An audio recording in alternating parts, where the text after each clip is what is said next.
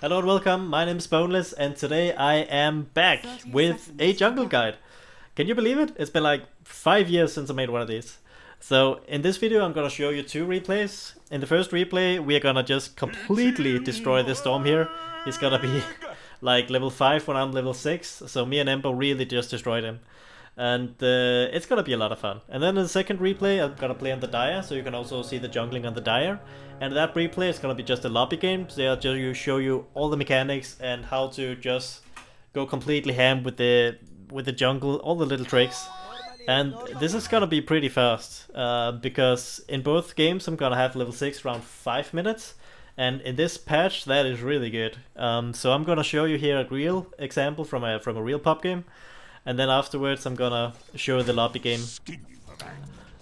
So right off the bat, alright, so here we go.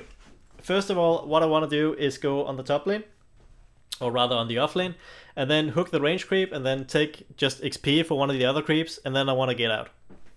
The reason, I think if you play in sort of the lower brackets, I think generally it's like frowned upon to, oh, how dare you take my XP and stuff, and how dare you take my creeps. But I mean, generally it's agreed upon in the higher brackets that it's a good thing to secure the range creep.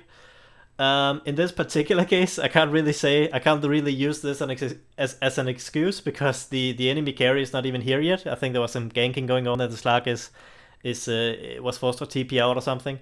So something like this. The reason I also do this is just because I just want to get the XP for 2 creeps as soon as possible, because that also helps me in my own jungling.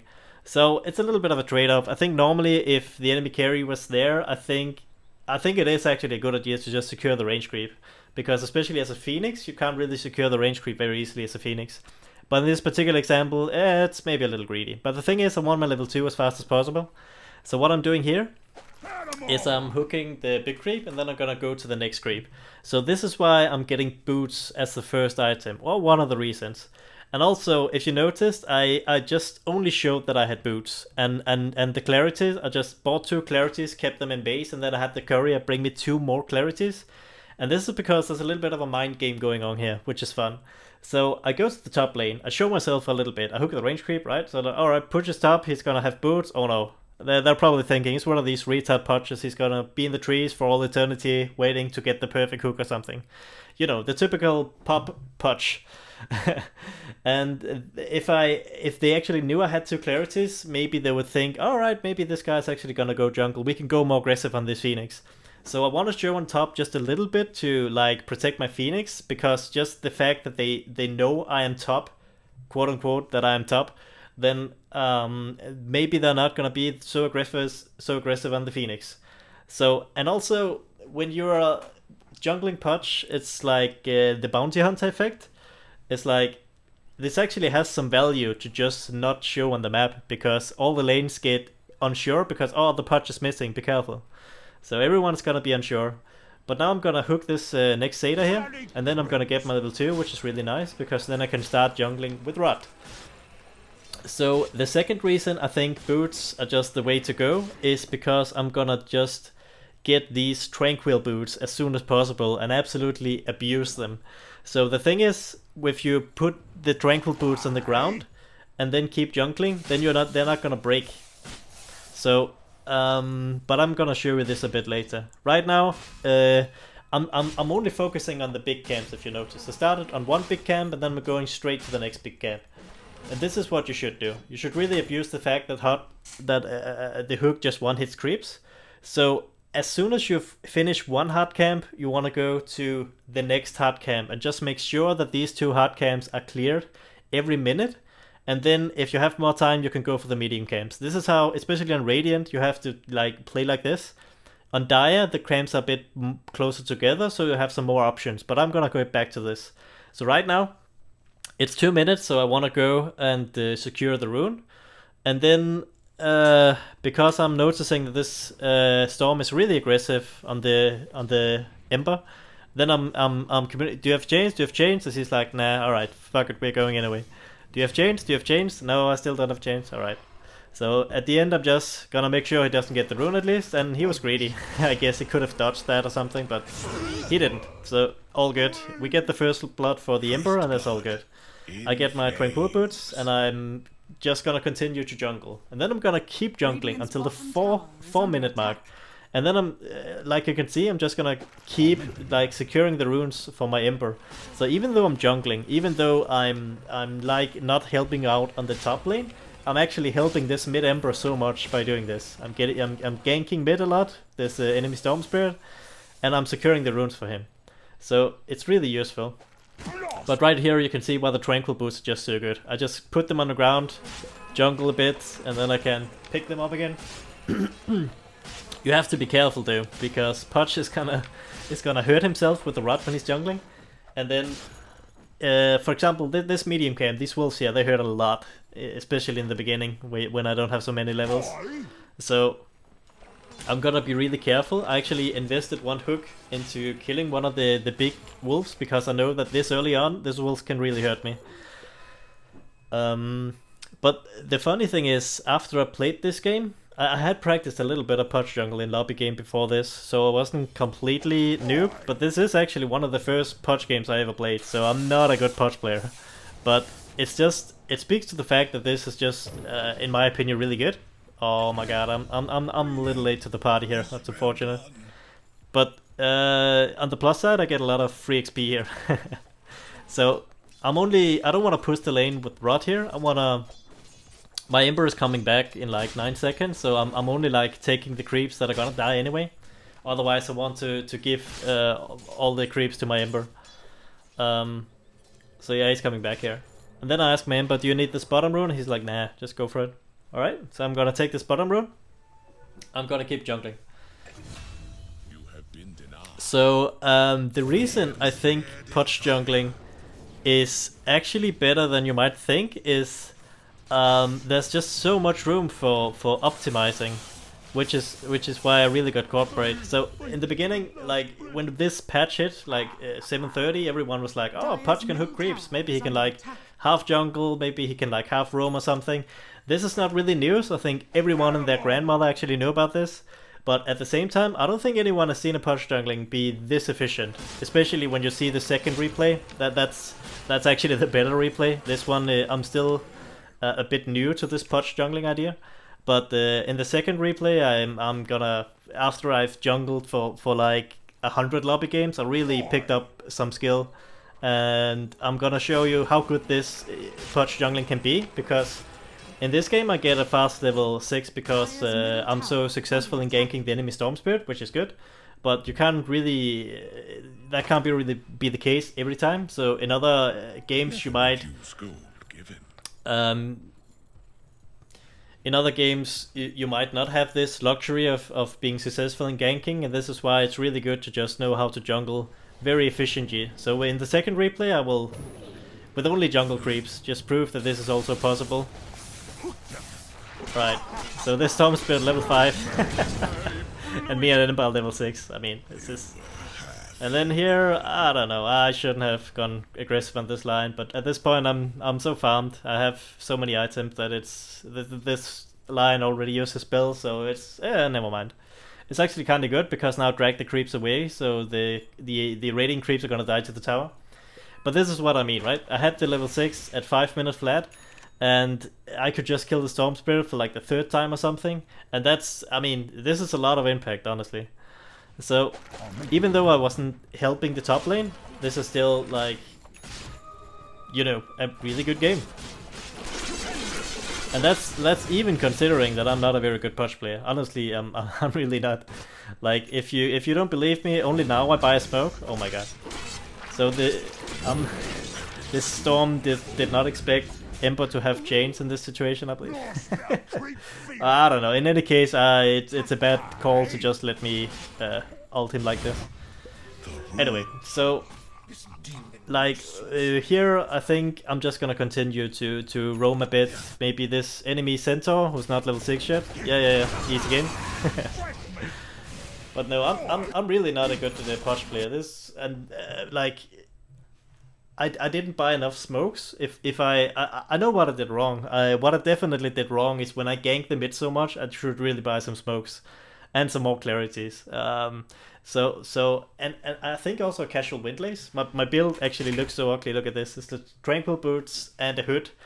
I think it makes sense not to have a stick like you normally would because I'm only playing against jungle creep, right?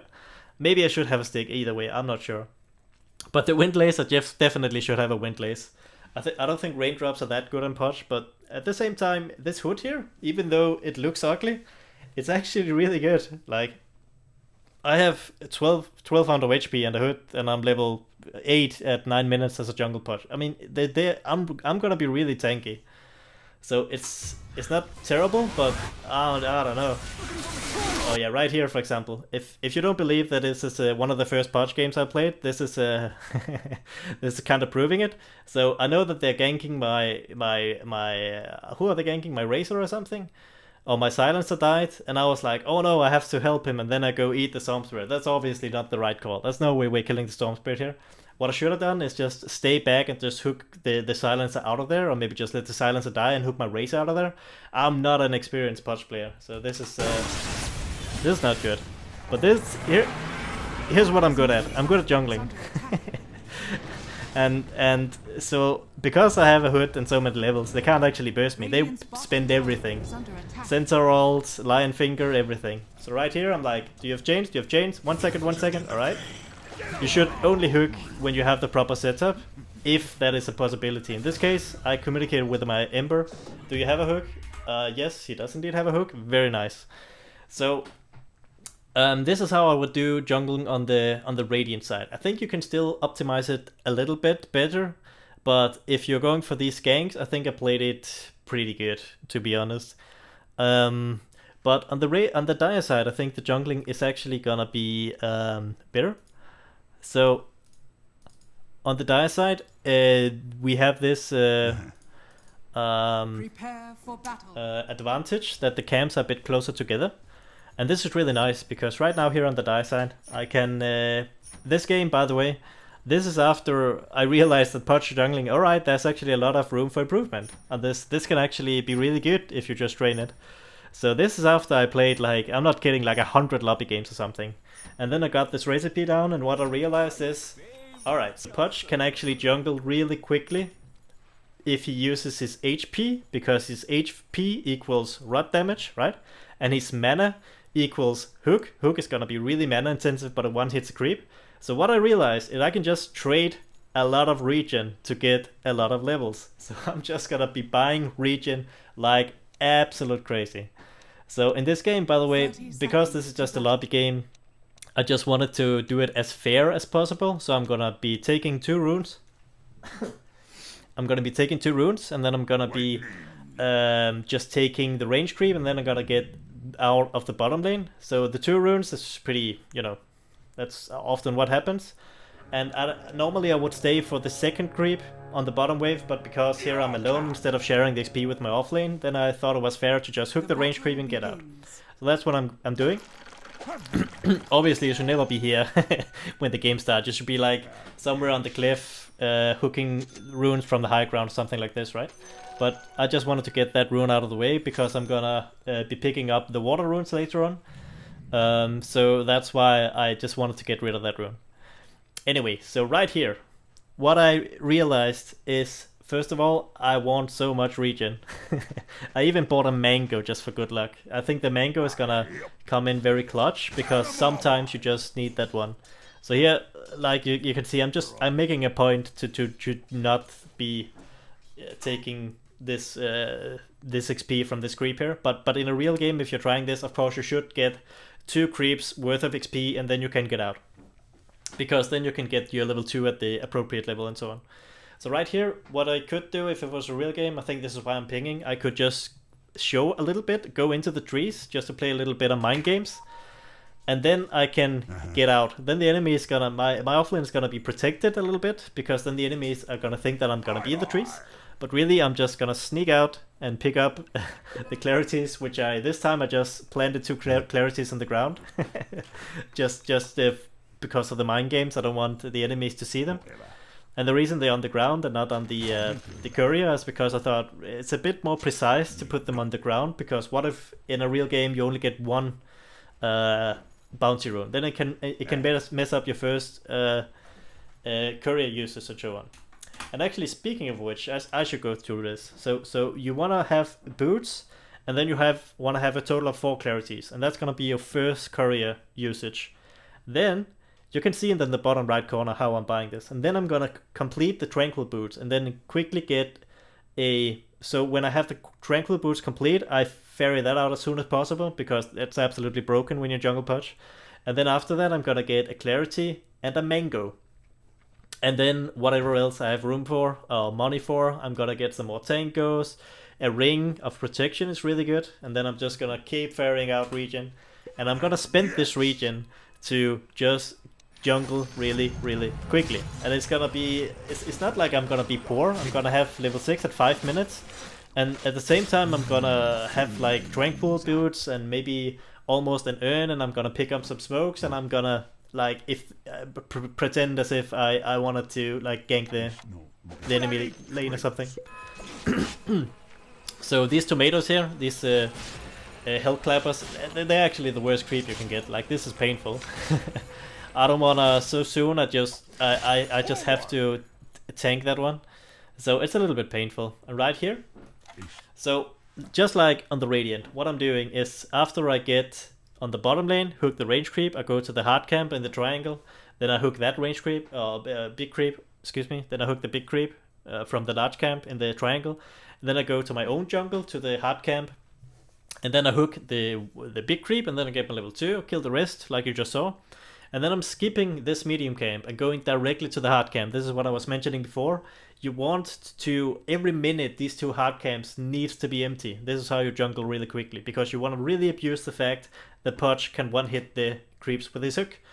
So right here, because I'm going to the rune, like, this is both good and bad for my jungling. I mean, it's good because I'm low on resources, so it's gonna help me, but it's bad because I'm losing a lot of speed.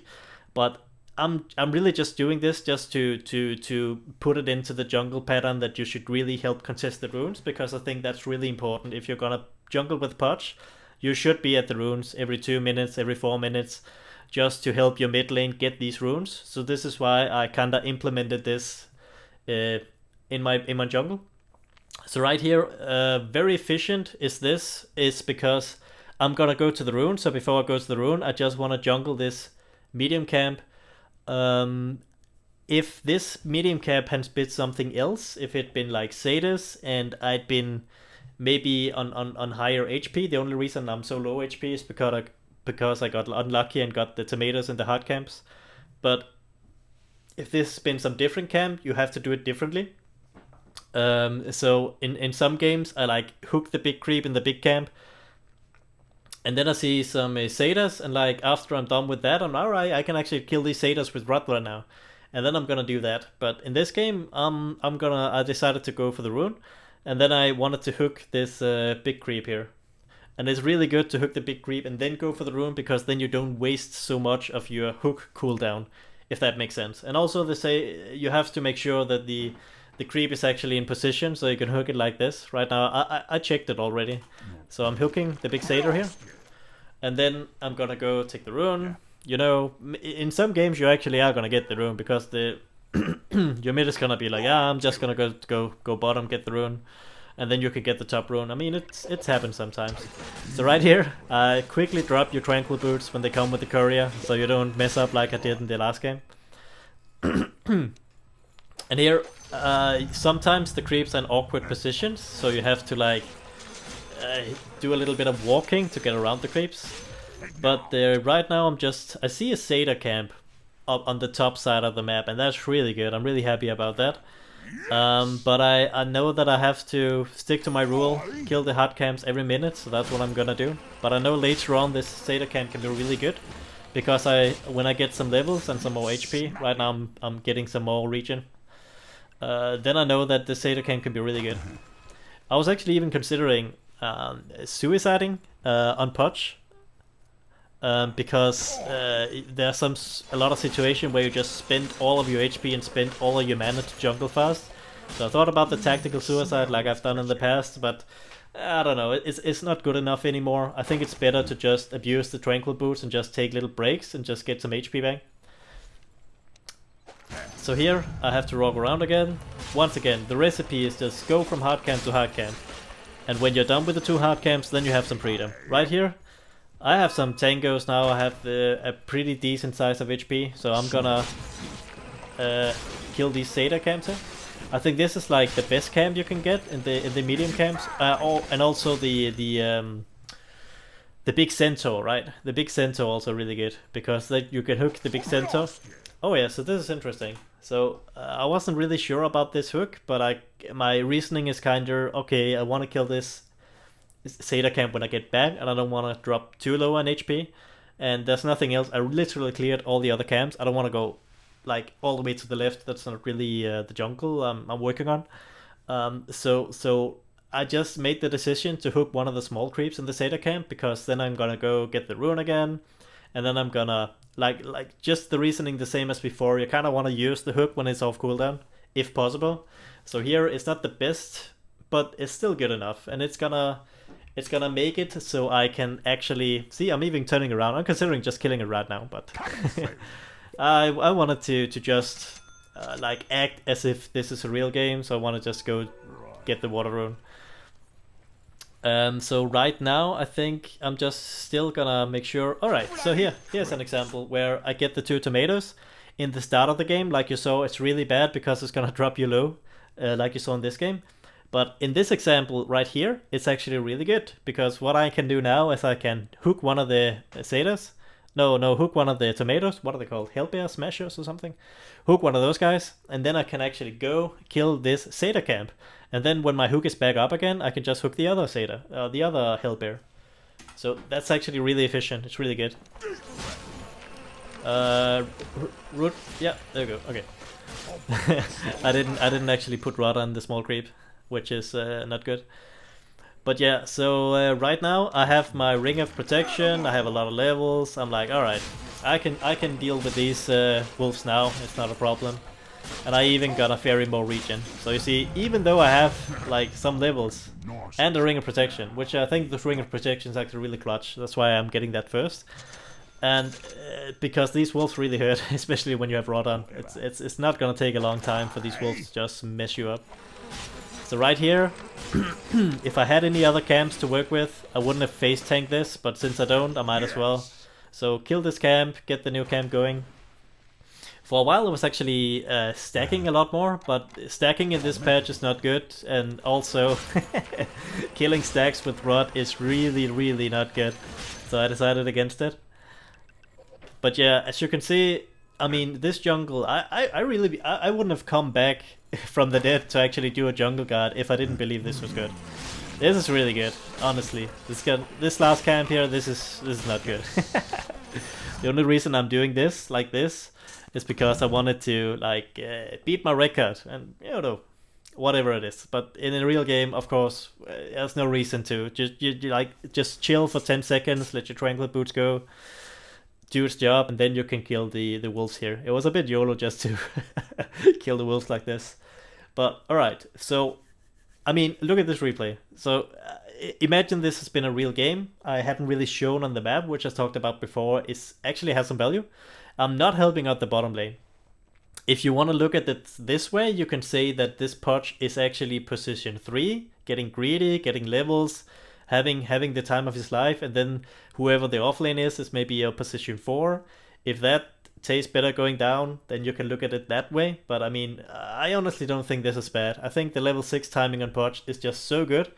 Like, I looked at some pro replays recently. I saw Sai, obviously he's much better Dota player than me, but I mean, him and some other PUDGE and another top 10 game, they were like level 6 at like 13 minutes or something when they're doing the normal position 4 PUDGE thing. I mean, I understand they've done a lot in the first 6 minutes. They've really helped out the lane and so on, but I don't know, a part of me think that it could really be beneficial to your team if you come out of the jungle and have a level 6 this fast. I mean, I don't think this is bad at all. So anyway, I think I'm gonna maybe make an even longer video. So if you want to check out the even longer video, I have some more replays we can go into depth with. You can check out my channel, Boneless Dota. Um, that is if you're watching this on Hex's channel. I think you are because, but if you are one of the 5 people who actually watch this on my channel, so then hats off to you. I welcome you back. I'm still unfortunately pretty retired, but once in a blue moon I might upload something. But yeah, that's pretty much it. I think this is really interesting. It gives some food for thought, and yeah, thanks so much for watching, and have a great the rest of the year.